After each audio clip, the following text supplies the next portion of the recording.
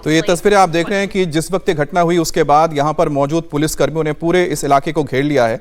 और अगर देखा जाए तो ये अमेरिका के वक्त के हिसाब से करीब 6 बजे के आसपास हुआ था और ये व्हाइट हाउस के बाहर ये गोलीबारी हुई थी। और बताया जा रहा है कि जिसमें सीक्रेट सर्विस के जो वहाँ पर जवान मौजूद थे उन्होंने पलटवार किया, जिसके बाद उसको गोली लगी, अस्पताल ले गया तो अस्पताल में इस शख्स को मृत घोषित कर दिया गया।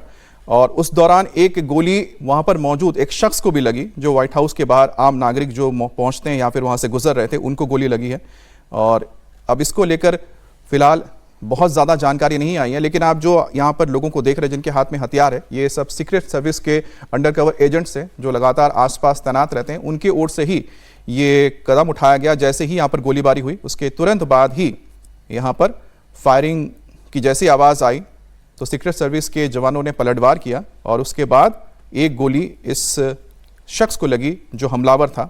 और बताया यह भी जा रहा है कि इस पूरे मामले में एक ऑफिसर को भी गोली लगी है, यानी सीक्रेट सर्विस के ऑफिसर ने बताया कि इसमें एक जो शख्स है वहां पर मौजूद था उसे भी गोली लगी है। तो कुल मिलाकर देखा जाए तो आप देख रहे हैं एक तस्वीर व्हाइट हाउस की है जिसके बाहर बहुत ही ज़्यादा आपको हलचल देखने को मिल रही है। डोनाल्ड ट्रंप अंदर आपको जाते नजर आ रहे हैं, उनकी जो उन गाड़ियों का काफिला है वो रुका हुआ है। तो जिस वक्त ये घटना हुई थी उस वक्त डोनाल्ड ट्रंप व्हाइट हाउस के अंदर मौजूद थे।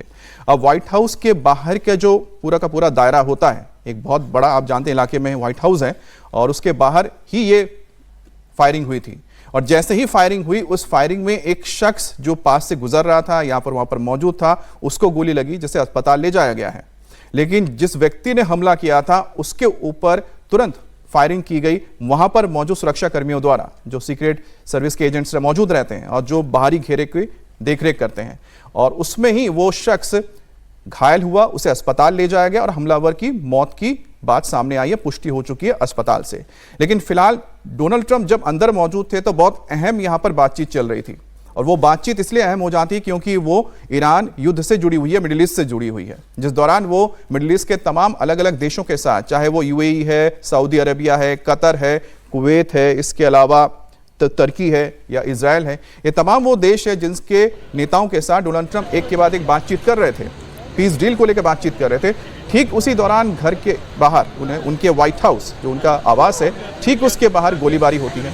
और इसके बाद आप देख सकते हैं कि यहाँ पर जो लोकल पुलिस है, इसके अलावा सीक्रेट सर्विस के जो एजेंट्स हैं वो पहुँच जाते हैं। लेकिन एक बार फिर से आप सोचिए कि डोनाल्ड ट्रंप दुनिया के सबसे ताकतवर नेता, ताकतवर मुल्क के नेता, सर्वे सर्वा, और पिछले कुछ दिनों के अंदर 2 ऐसी घटनाएं होती है जो वहाँ की सुरक्षा को लेकर सवाल खड़े करता है। पहली घटना आपको अगर याद हो, कुछ दिन पहले जब कॉरेस्पॉन्डेंस डिनर हुआ था और वो भी वॉशिंगटन में ही हुआ था, यानी राजधानी में हुआ था, और उस होटल के अंदर जहां पर डोनाल्ड ट्रंप मौजूद थे, उनकी पत्नी मेलानिया ट्रंप मौजूद थी, जेडी वांस मौजूद थे, विदेश मंत्री मौजूद थे, रक्षा मंत्री मौजूद थे, सभी मौजूद थे। और उस होटल के अंदर एक बंदूकधारी पहुंच जाता है और पहले सुरक्षा घेरे को तोड़ता हुआ दूसरे घेरे को पार करता हुआ तीसरी की ओर दौड़ता है और बॉलरूम जहां पर वो डिनर आयोजित किया गया था ठीक उसके बाहर उसको पकड़ा जाता है और वो गोलीबारी करता है। तो वो एक बड़ी सेंधमारी थी। उसके बाद यह माना जाना था कि अब तो शायद सुरक्षाकर्मी इतना चौकस होंगे कि किसी भी इस तरह की घटना आगे ना हो, लेकिन ठीक उसके बाद देखिए एक और घटना हो जाती है। अब व्हाइट हाउस के बाहर फायरिंग हो रही है।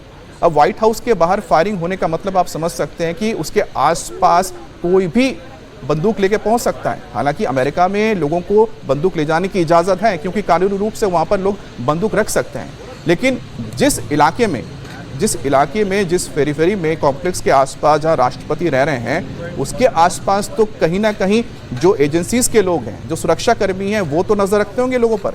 अब फायरिंग होने के बाद जवाबी कार्रवाई हुई, ये अपने आप में एक ठीक है कि पहला कदम होता है कि फर्स्ट जो आप कह सकते हैं एक्शन होता है उसका रिएक्शन देखने को मिलता है। तो पहला एक्शन हुआ, गोलीबारी हुई और रिएक्शन में वो मारा गया। लेकिन बात यही है कि ऐसी घटनाएं लगातार क्यों हो रही हैं। अब तीसरी घटना का मैं जिक्र करता हूं, वो है इवांका ट्रंप को लेकर। इवांका ट्रंप राष्ट्रपति डोनाल्ड ट्रंप की बेटी है। अब उनको भी मारने के लिए प्लानिंग तैयार की जाती है और एक शख्स पकड़ा भी जाता है।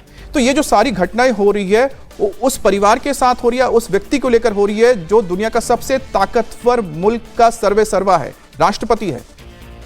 और ये सब तब हो रहा है जब ईरान के साथ डील होने की बातचीत निकलकर सामने आई है। कुछ देर पहले ही डोनाल्ड ट्रंप ने अपने सोशल मीडिया पे इस बारे में जिक्र किया है। अब पेंसिल्वेनिया एवेन्यू 17 का ये इलाका है जहां पर ये गोलीबारी हुई है। लेकिन ये जो आप सारा घटनाक्रम देखिए उस वक्त हो रहा है जब पीस डील को लेकर बात हो रही है, तो इसी को लेकर कई सारे सवाल खड़े होते हैं। क्या अमेरिका में राष्ट्रपति की सुरक्षा को लेकर कॉम्प्रोमाइज किया जा रहा है, लापरवाही बरती जा रही है कि जो बार बार इस तरह की घटना आ रही है, या उनके परिवार के सुरक्षा को लेकर? और दूसरी बात है कि क्या कोई ये नहीं चाहता है कि डोनाल्ड ट्रंप पीस डील करें, या फिर डोनाल्ड ट्रंप को जिम्मेदार मानता है कि ईरान के साथ ये युद्ध हुआ है? तो ये जो सारी चीजें इस वक्त देखी जा रही हैं और इसको लेकर बहुत सारी जानकारी में निकलकर धीरे धीरे सामने आएंगे। लेकिन कुल मिलाकर इस वक्त जो सबसे बड़ी बात है कि व्हाइट हाउस के बाहर आप सोचिए कि 25 राउंड फायरिंग हुई है, 25 राउंड, एक दो नहीं। आप बस सोच के देखिए कि क्या भारत जैसा जो मुल्क है, यहां पर किसी के पास इतनी क्षमता है, या फिर कहीं पर भी पुलिस किसी व्यक्ति को बंदूक के साथ किसी भी वीवीआईपी इलाके में टहलने की इजाजत दे सकता है, चाहे वो पार्लियामेंट हो, या फिर प्रधानमंत्री का आवास हो, या राष्ट्रपति भवन को, या फिर किसी सीएम हाउस के बाहर भी कोई भटक सकता है। लेकिन अमेरिका जैसे देश में जहां पर इतनी सुरक्षा घेरा इतना चाक चौबंद रहता है, वहां पर हर बार इस तरह की लापरवाही कैसे हो जाती है? कैसे डोनाल्ड ट्रंप जिस होटल में मौजूद रहते हैं वहां पर गोलियां चल जाती हैं बॉलरूम के बाहर, और कैसे व्हाइट हाउस में राष्ट्रपति है और बाहर गोलियां चल रही है, 21 राउंड फायरिंग हो जाती है। हालांकि इस बीच सवाल ये भी उठ रहा है कि क्या डोनाल्ड ट्रंप पहले भी ऐसे हमलों का सामना कर चुके हैं। आप सभी को बता दें कि डोनाल्ड ट्रंप हालांकि अभी सुरक्षित हैं या फिर उन्हें चोटें आई हैं, इसकी कोई खबर नहीं है।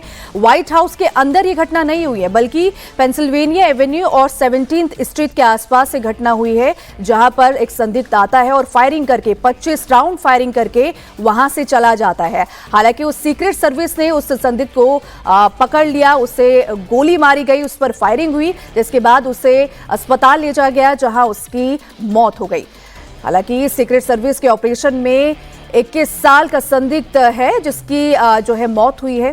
गोलीबारी के समय व्हाइट हाउस में ट्रंप भी मौजूद थे और सबसे बड़ा सवाल यही है कि आखिर ट्रंप निशाना थे, कि आखिर ट्रंप को मारने के लिए वो संदिग्ध वहां पर आया था, जिसकी हालांकि अभी मौत हो गई है। सीक्रेट सर्विस ने उसे गोली मारी और अब उसको मार गिराया गया है।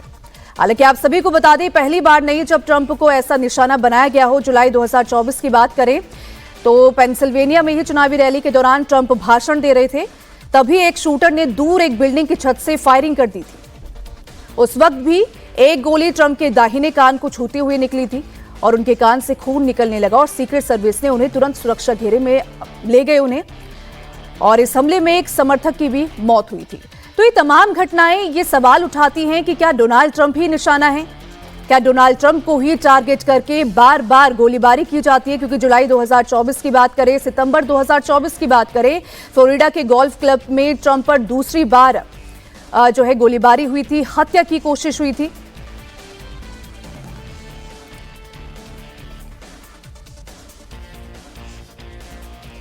और अगर बात 2026 की करें तो तब भी जब डिनर के दौरान भी व्हाइट हाउस के अंदर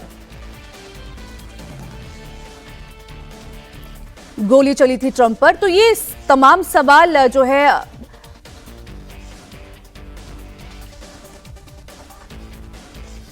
तो देखिए, ये आपको तस्वीर हम दिखा रहे हैं वो, क्योंकि व्हाइट हाउस कॉरेस्पॉन्डेंट्स जो होते हैं वो अक्सर मौजूद रहते हैं व्हाइट हाउस के आसपास और लगातार व्हाइट हाउस में जो भी हलचल होती है उसके बारे में जानकारी देते हैं। और जिस वक्त वो लाइव दे रही थी, आप देखिए कि ये जो आपको कॉरेस्पॉन्डेंट नजर आ रही है व्हाइट हाउस की, तो जिस अपने चैनल के लिए जब वो यहाँ से रिपोर्टिंग कर रही थी तभी उन्होंने फायरिंग की आवाज़ सुनी।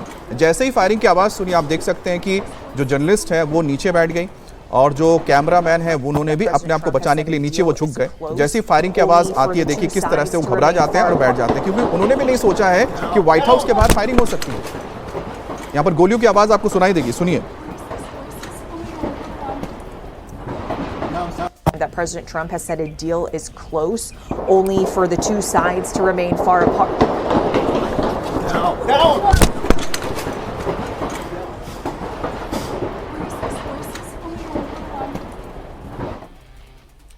तो देखिए आपने किस तरह से गोलियां चलती, एक बार फिर से वो वीडियो हम आपको दिखाएंगे तो उस वीडियो से आप समझ पाएंगे कि यहां पर जो व्हाइट हाउस की कॉरेस्पॉन्डेंट हैं क्या बता रही हैं। वही बात बता रही जो मैं आपको बता रहा था कि अंदर राष्ट्रपति ट्रंप मौजूद है, जिन्होंने ये बताया है कि बहुत करीब है ईरान का डील होने के लिए। Deal is close.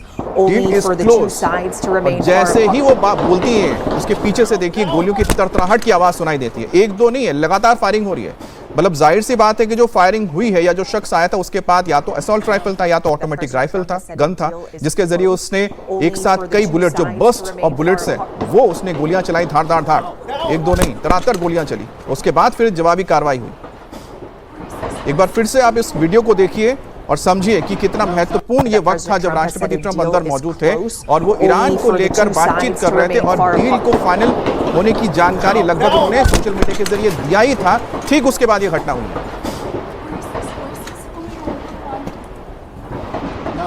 That President Trump has said a deal is close, only for the two sides to remain far apart.